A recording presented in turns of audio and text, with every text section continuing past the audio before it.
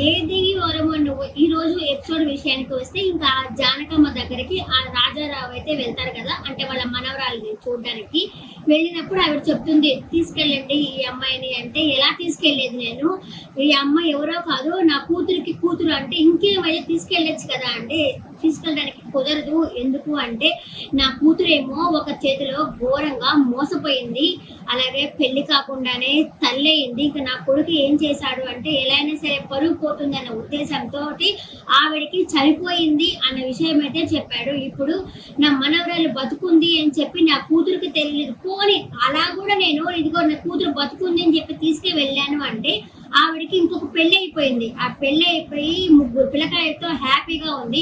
ఇప్పుడు ఆ కాపురాన్ని కూల్చినట్టు అవుతుంది. ఏం చేయాలో నాకు అర్థం కావట్లేదు, ఎటుపోవాలో అర్థం కావట్లేదు అని చెప్పేసి ఆ పెద్ద ఆయన అయితే చాలా బాధపడతా ఉంటారు. అంటే అటు మనవరాలకి న్యాయం చేస్తే కూతురు కాపురం పాడవుతుంది, కూతురికి న్యాయం చేస్తే మనవరాలి జీవితం నాశనం అవుతుంది.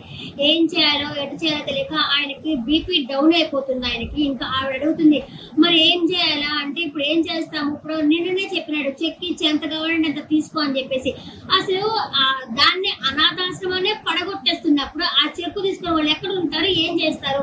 పోనీ వేరే ప్లేస్ కి పోదాం అనుకున్నా కూడా ఆ జానకమ్మకి హెల్త్ బాగాలేదు, ఆవిడకి క్యాన్సర్, రేపటి ఎపిసోడ్ లో ఆవిడ చనిపోతుంది. అలాంటప్పుడు ఆ అమ్మాయి ఒక్కటే అయిపోతుంది కదా, ఎవరి పిల్లకాయలని అందరినీ పంపించేసింది. ఆఖరికి పని చేసే వంట వాళ్ళని ఇచ్చి అంత స్లీపర్స్ ని మొత్తం ఎక్కడ వాళ్ళని అక్కడికి వెళ్ళిపోండి, ఇక్కడ మొత్తం ఇది కూల్ చేస్తా ఉన్నారు కదా నాకు అని చెప్పేసి చెప్పేసి తనకి క్యాన్సర్ అనే విషయం చెప్పలేదు, కానీ ఇది కూల్ చేస్తున్నారు కాబట్టి మీ పాటికి మీరు వెళ్ళిపోండి అని చెప్పడం అయితే జరిగింది కదా. ఇంకా ఏం చేయాలో తెలియలేదు అనమాట. ఇంకా అమ్మాయి కాఫీ తీసుకురాపు అని చెప్పి పంపించింది కదా, అమ్మాయి కాఫీ తీసుకొచ్చిన తర్వాత ఆయనకి బీపీ డౌన్ అయిపోతుంది, పాపం పడిపోతా ఉంటాడు. ఏం చేయాలో తెలియలేదు ఆయనకి. పడిపోతానికి ఇంకా అమ్మాయి వచ్చి తాతయ్య తాతయ్య అని చెప్పి దగ్గరికి వచ్చి కూర్చోబెట్టి ఇంకా టాబ్లెట్ ఉంటే టాబ్లెట్ తీసుకొచ్చి టాబ్లెట్ వేస్తుంది అనమాట. వేసేసి జాగ్రత్త తాతయ్య అని చెప్పేసి అంటుంది. ఇంకా ఆవిడ కూడా వచ్చేసి మీరు ఏమైనా నిర్ణయంలో మార్పు ఏమైనా తీసుకుంటారా అంటే కొన్ని నిర్ణయాలు తీసుకోలేము, అవి మార్పులు రావు జరగవు అని చెప్పి ఆయనైతే మాట్లాడతారు అనమాట. ఆయనకి ఇంకా ఆప్షన్ లేదు, ఎందుకంటే ఆ కూతురికి పెళ్లి అయిపోయింది కాబట్టి ఇంకేం చేస్తావు సరే అని చెప్పేసి ఇంకా ఇంకొక చిన్న పాప ఉంటుంది కదా లాస్ట్ పాప, ఆ పాపను కూడా వేరే వాళ్ళకి పంపించేస్తుంది, దత్తత చేస్తుంది అనమాట. ఇంకెందుకంటే ఏం లేదు కాబట్టి ఇచ్చేస్తుంది అనమాట. ఇంకైతే బావ ఈ అమ్మాయి మనీష్ ఉన్నాడు కదా, మనీషు ప్లస్ గీతాంజలి కూతురు అమ్మాయిని బావని లవ్ చేస్తా ఉంది. ఆ అమ్మాయి వచ్చేసి బావన్ రెస్టార్ స్కూల్ కాలేజీ దగ్గర పోతుంది. ఆ అమ్మాయి కాలేజీలో ఉంటారు. సరే నువ్వు వచ్చి నాకు కాఫీ తాగు అని చెప్పంటుంది. కాఫీ తాగుతారు. నువ్వు పుట్టిందే నా కోసం, నేను పుట్టిందే నీ కోసం అని చెప్పని అంటుంది. అంటే మనీష్ని ఆ అమ్మాయి లవ్ చేస్తున్నది, మరదలే కదా లవ్ చేస్తుంది, మన ఇద్దరం పెళ్లి చేసుకోవడానికి కోసమే అంటుంది. కానీ మనీష్ కూడా ఆమె లవ్ చేసుకోవడం, మనీష్ అంజలిని లవ్ చేస్తాడు అనుకుంటా. ఎందుకంటే ఇంకా కథ అంటే అంతే కదా, అక్కడ హీరో కాబట్టి హీరోయిన్ లవ్ చేస్తారు, సైడ్ యాక్టర్ లవ్ చేయాలి కదా, అదే లాజిక్ గా చూసుకుంటే. ఇంకేమవుతుంది ఇప్పుడు నెక్స్ట్ అంటే రేపటి ఎపిసోడ్ లో ఏం జరుగుతుంది అంటే ఆ జానకమ్మ చనిపోతుంది. జానకమ్మ చనిపోయిన విషయము రాజారావుకు తెలుస్తుంది.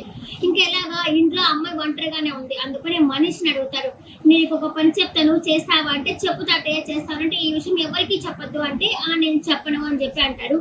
సరే నువ్వు వెంటనే వైజాగ్ వెళ్ళిన తర్వాత అక్కడ అంజలి అమ్మాయి ఉంటుంది, ఆ అమ్మాయిని నేను తీసుకురమ్మని చెప్పానని చెప్పి మన ఇంటికి తీసుకురా అని చెప్పైతే చెప్తాడు. ఇంకా ఇతను పోయేసి అందరూ వెళ్ళిపోయారు, నువ్వు కూడా కాలేజీ ఎక్కడి నుంచి అన్నట్టయితే మాట్లాడతాడు. ఆ అమ్మాయికి అయితే ఒళ్ళు మండుతుంది.